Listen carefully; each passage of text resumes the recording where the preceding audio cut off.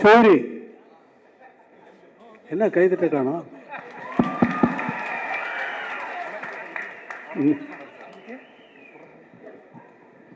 நீ கூப்பிட்டு வந்த ஆட்கள்லாம் தட்டுற சரியா வேலை செய்யல பத்தியா?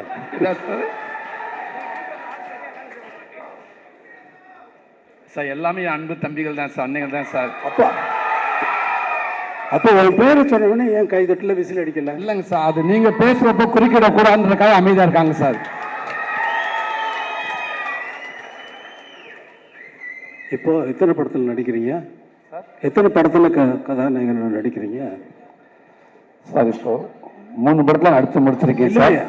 எத்தனை படத்தில் கதாநாயகனா நடிச்சுக்கிட்டு இருக்கீங்கன்னு கேட்குறேன். கதையின் நாயகனா அடுத்து 2 படத்தில் நடிக்க போறீங்க சார். 2 படத்தில் நடிக்க போறீங்க. கதாநாயகனா ஒன்று ஆக்குனதே வெற்றிமாறன் தான். காமெடி தானே நடிச்சு.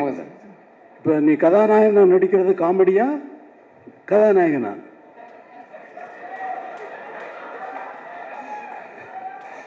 சும்மா சார், இதுவும் பதிவு தான் சார், வாழ்நாள் மறக்க முடியாத பதிவு தான் சார். இப்போ எல்லா படத்தினுடைய ஆடியோ ரிலீஸ் மாதிரி இந்த படத்தினுடைய நடக்கலை. சும்மா ஒன்று பேரை சொன்ன உடனே நிறைய கை தட்டுவாங்கன்னு நான் முதல்ல நான் வந்த உடனே எனக்கு கை தட்டுவாங்கன்னு பார்த்தேன் பட்னில். சரி, சூரி பேரை சொல்லிடலாம், அதனால் கை தட்டுவாங்க, இன்னும் கை தட்டுவாங்களான்னு நினச்சி சொன்னால் கை தட்டலை. அதனால தான் ஒன்று கூப்பிட்டேன். அது நீங்கள் இருக்கேன்றாங்களே சார். சார், எனக்கு எவ்வளோ எங்கேருந்து எனக்கு உங்கள்கிட்ட ஒர்க் பண்ணுறப்ப இவ்வளோ ஒரு பாக்கியம் கிடச்சி இவ்வளோ பரவாயில்ல சந்தோஷமாக இருக்கணும். என் இடத்துல அத்தனை பேர் இருக்காங்க, அதனால் அவங்களுக்கு அதே சந்தோஷம் தான் சார். உங்ககிட்ட நான் ஒர்க் பண்ணுறதில்ல. ரொம்ப நன்றி சார். நன்றி நன்றி, தேங்க்யூ சார். இப்போ எல்லா படத்தினுடைய ஆடியோ ரிலீஸ் ஃபங்க்ஷன் மாதிரி இங்கே நடக்கலை. வெற்றிமாறன் விடுதலை பற்றி நல்லா எப்படிலாம் என்ன பண்ணிக்கிட்டு இருக்காரு, எவ்வளோ கஷ்டப்பட்டு ஒர்க் பண்ணுறாரு அப்படிங்கிறது எனக்கு ரொம்ப நல்லா தெரியும். எவ்வளவு டைம் எடுத்தாலும் இது ஒரு ஒரு கற்பனையை உருவாக்குறதுங்கிறது. இப்போ நான் ஒரு பாட்டு போடுறேன்னா அந்த பாட்டு அதுக்கு முன்னாடி அங்கே இல்லை. இப்போ ஜனனி ஜனனின்னு ஒரு பாட்டு போடுறேன்னா அந்த பாட்டு அதுக்கு முன்னாடி அங்கே இருந்ததா? எப்படி வந்தது? அதே போல தான் ஒரு படம் உருவாகிறதும். வரேன், இங்கே வா சார். இதுக்கு எனக்கு எந்த சம்பந்தம் இல்லை சார். நீங்கள் ஆள் கூப்பிட்டு வரலையா? பாருங்க சார், பேசும்போது சொல்லிட்டாங்க சார், பாடல தொந்தரவுக்கு மன்னிக்கும் சார். என் மேலே கோவப்படாதீங்க சார். இல்லை, நீங்கள் 2 பேர் உங்கள் 2 பேர் பேரை சொன்னாலே ஆடியன்ஸ் அவ்வளோ தூரம் ஆடியன்ஸை நீங்கள் அவ்வளோ தூரம் கவர்ந்து வச்சுருக்கீங்களா இல்லை நிஜமாக கூட்டு வந்தீங்களான்னு தெரியல.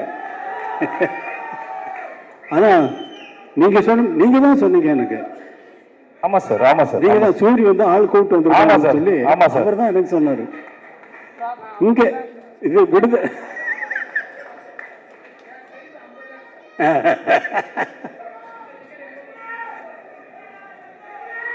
ரொம்ப சந்தோஷம். தினம் தினமும்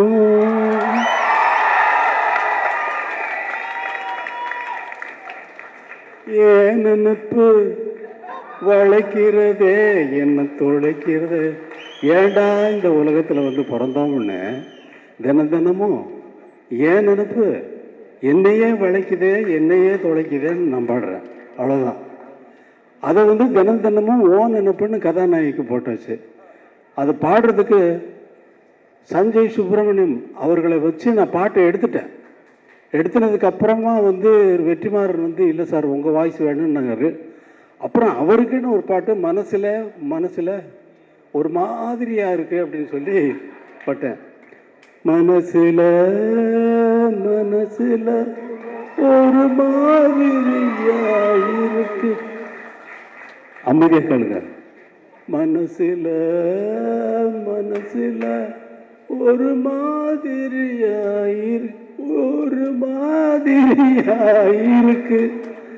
அப்படின்னு அவரை பாட வைக்கிறதுக்கு அவர் சொல்லி அவர் எவ்வளோ பெரிய ஆள் தெரியுமா? அவர் கர்நாடக மியூசிக்கில் ரொம்ப அத்தனை பெரிய வித்வான்கள்கிட்டையும் இருந்து அவங்க மாதிரியே பாடக்கூடியவர். அவங்ககிட்ட இருந்து என்னென்ன கற்றுக்கிட்டாருங்கிறத அவர் சொன்னார்னா நான் வந்து அவர் நாள் முழுக்க கேட்டுகிட்டே இருக்கலாம். அப்படிப்பட்ட ஒரு சங்கீத வித்வான் அவர். அவரை கூப்பிட்டு சினிமாவில் பாட வச்சுட்டேன். இங்கே கூப்பிட்டு இழுத்து பிடிச்சி இங்கே வாங்க, இங்கே வந்து பாடுங்கன்னு சொல்லி. அவர் ரொம்ப நன்றி சஞ்சய் சுப்பிரமணியன். அதே மாதிரியா வேற என்ன பேசுறதுன்னு தெரியல. இந்த விடுதலையை வந்து உங்களை மாதிரியே நான் ரொம்ப ஆவலோடு எதிர்பார்த்துக்கிட்டு இருக்கேன். ஏன்னா நான் தான் முதல்ல பார்ப்பேன். எனக்கு அப்புறம் தான் நீங்கள் தான் பார்க்க முடியும். நான் தானே முதல் ரசிகன். எனக்கு தானே முதல்ல போட்டு காட்டுறீங்க. இப்போ நீங்களே பார்க்கறதுக்காக படம் எடுக்கிறீங்க இல்லை, எல்லாரும் பார்க்கறதுக்கு தான் படம் எடுத்திருக்காரு. இந்த படத்தை ரொம்ப ஆவலோடு எதிர்பார்த்துட்டேன். எல்லாரும் எதிர்பார்க்கிறது வந்து ஃபர்ஸ்ட் பார்ட் நினச்சிக்கிட்டு செகண்ட் பார்ட்டில் இப்படி தான் வரும்னு எதிர்பார்க்காதீங்க. அவர் வேறு ரூட்டில் ட்ராவல் பண்ணுறாரு. அது நான் ஒரு மாதிரி இமேஜின் பண்ணிவிட்டு நான் என்னென்னமோ பேத்திக்கிட்டு இருந்தேன் அவரோட ரொம்ப. இப்போ ஆனால் அதெல்லாம் மீறி வந்து ஒரு நல்ல ஒரு வெற்றி படமாக வந்து இதை வந்து ஆக்கணும். இந்த படம் வந்து நல்ல வெற்றி அடையணும். ஏன்னா அவ்வளவு உழைப்பு இருக்குது. இவ்வளவு பேரை நல்லா உழைச்சிருக்காங்க. ராஜீவ் மேனன் சாரை பார்த்தா அவர் யாருன்னு கேட்டேன். நான் எனக்கு தெரியாது, நான் பார்த்ததில்லை. கேட்டு யார் அவர் அப்படின்னா, சார் ராஜீவ் மேனன் சார். யாரும் இந்த கேமரா பண்ணுவார் அவராக? ஆமாம் அவர் தான். என்ன சார்? அதே மாதிரி சேத்தன் இந்த ரொம்ப அவர் செகண்ட் பார்ட்டில் இவர் நான் எதை பார்த்து ரொம்ப பாராட்டணும் அதெல்லாம் வெற்றிமாறன் கட் பண்ணிட்டாரு.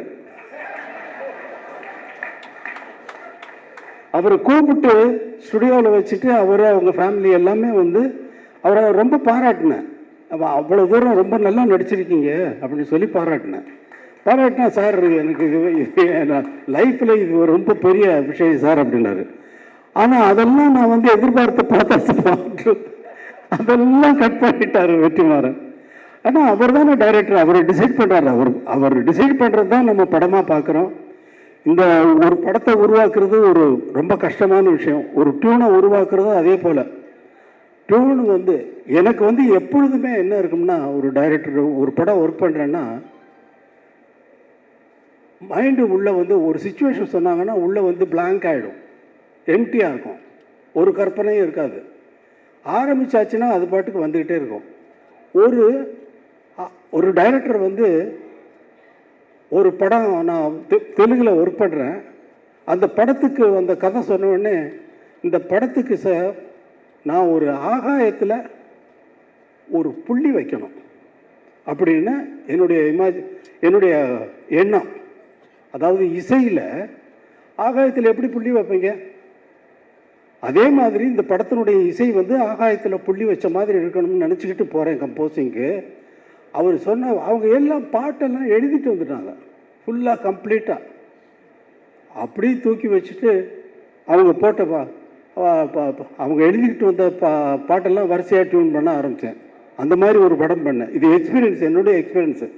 என்னுடைய எதிர்பார்ப்புக்கு தகுந்த மாதிரி படங்கள் அமையிறது வேற, ஆனால் அவங்களுடைய எதிர்பார்ப்புக்கு நான் கொடுக்கறது வேற. எனக்கு அது ஒரு வேலையே இல்லை. இவங்களுடைய எதிர்பார்ப்புக்கு என்ன ஆகாயத்தில் புள்ளி வச்சிருக்க சாருக்கு நான் சொல்ல முடியும் வெற்றிமாறன். அவர் சொல்கிறதெல்லாம் கேட்டுட்டு அப்படியே வாட்சேன்னா அது பாட்டுக்கு அவர் ஃபுல்லாக ரெக்கார்ட் பண்ணுறாரு. ஃபுல்லாக வந்து நான் திடீர்னு பார்த்துட்டு எங்கேயோ திரும்பிட்டு பாடிட்டு பார்த்தா இவர் இப்படி இந்த பக்கம் இப்படி பிடிச்சி எதை வெற்றிமாறன் ரெக்கார்ட் பண்ணிக்கிட்டு இருக்கீங்களா? அந்த ஃபுட்டேஜ் எல்லாம் எனக்கு கொடுங்க. அவர் வேற எங்கேயாவது போட்டாருன்னா அது ஒரு நல்ல ப்ரைஸ் கிடைக்கும்.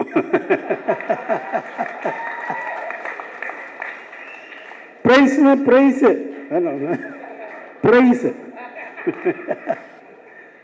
ரொம்ப சந்தோஷம். இவ்வளவு நேரம் நான் வந்து ஒரு கேசட் ரிலீஸ் ஃபங்க்ஷனில் வந்து நான் இருந்ததில்லை. எந்த ஃபங்க்ஷனுக்கும் நான் போகிறதும் இல்லை. முதல் முறையாக எல்லாரும் பேசுகிறதையும் அவர் கேட்டார் வெற்றிமாறன் சார் நீங்கள் முதலே பேசிட்டு நீங்கள் போயிடுங்க அப்படின்னாரு. இல்லை நான் இருக்கேன் அப்படின்னு சொன்னேன். அதே மாதிரி எல்லாரும் பேசுகிறதையும் கேட்கறதுக்கு எனக்கு ஒரு சந்தர்ப்பம் இது வந்து இறைவன் ஏற்படுத்தி கொடுத்துருக்கான். தம்பி வாழ்க. உன்னை பற்றி அவர் சொன்னார், சொல்லிகிட்டு இருந்தார் விஜய் சேதுபதி. ரொம்ப அப்பாவை கேட்டேன்னு சொல்லு. ரொம்ப நன்றி. எல்லோருக்கும் வணக்கம்.